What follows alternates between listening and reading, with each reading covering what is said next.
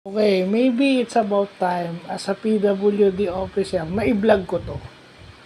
Kasi isa to sa cause ng isa to sa dahilan kung bakit tayo nagkakaroon ng permanent disability o kung bakit ang isang normal na tao ay nagkakaroon ng PWD ID dahil sila ay nagkaroon ng serious physical injury.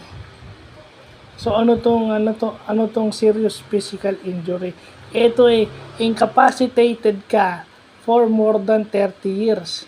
Up for 30 days. Incapacitated ka, ibig sabihin hindi ka makakilos for more than 30 days. Okay? Isa to sa dahilan ng pagkakaroon ng permanent disability. So pag meron ka nito, alam mo, naputulan ka ng kamay, naputulan ka ng binte dahil may umatake sa'yo, yung unlawful aggression na sasabihin natin mamaya. So pag serious physical injury, incapacitated ka, hindi ka makakailos more than 30 days. So ibig sabihin, taon na yon. Minsan forever ka ng PWD dahil sa naputulan ka ng kamay, naputulan ka ng binte, naputulan ka ng daliri o ng braso. So ang punishment mo doon is 6 to 12 years. Aresto mayor.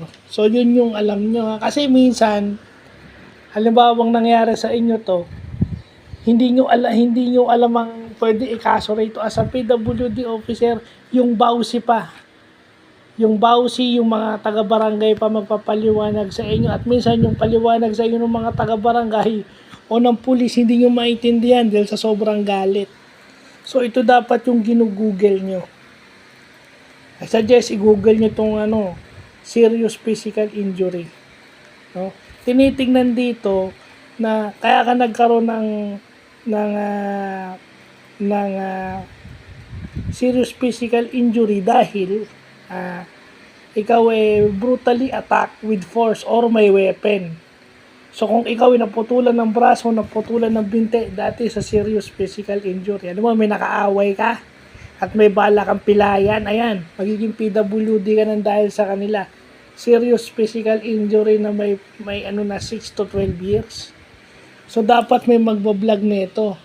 At ang tinitingnan dito, ang corpus delicti rito, para mapatunayan mo is putol yung bahagi ng katawan ng isang tao. Ang tawag doon is mutilation. Yung mutilation is yung pagputol ng bahagi ng katawan ng isang tao. Pag pinutulan ka, permanent disability na yun. So makukulong yung gumawa sa'yo nun 6 to 12 years o aresto mayor. So yun. Okay? Pag sinabi mo namang less serious physical injury,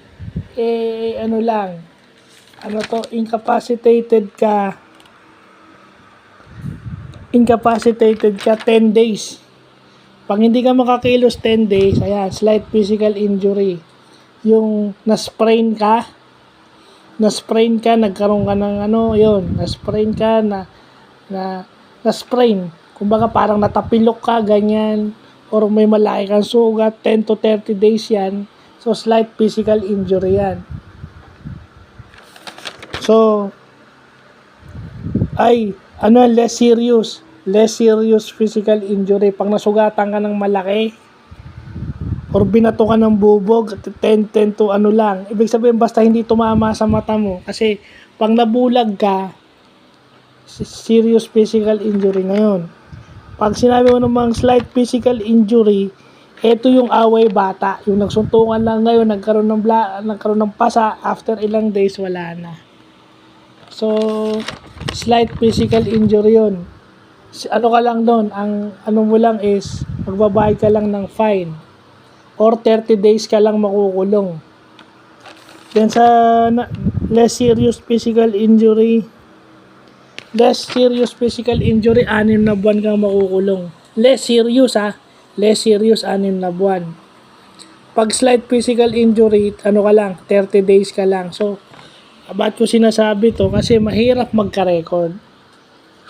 Ito kasi yung pinapaliwanag ng barangay, pinapaliwanag ng mga pulis na minsan hindi nyo naintindihan. Kahit ako Kaya ako nga blinag to para matutunan ko. Kasi isa to sa cause ng disability. Lalo na yung serious physical injury, cause ng permanent disability yan. Eh, nasa PWD officer, as dito sa amin, as a vice president, so may responsibility to know it. So, yun lang pa.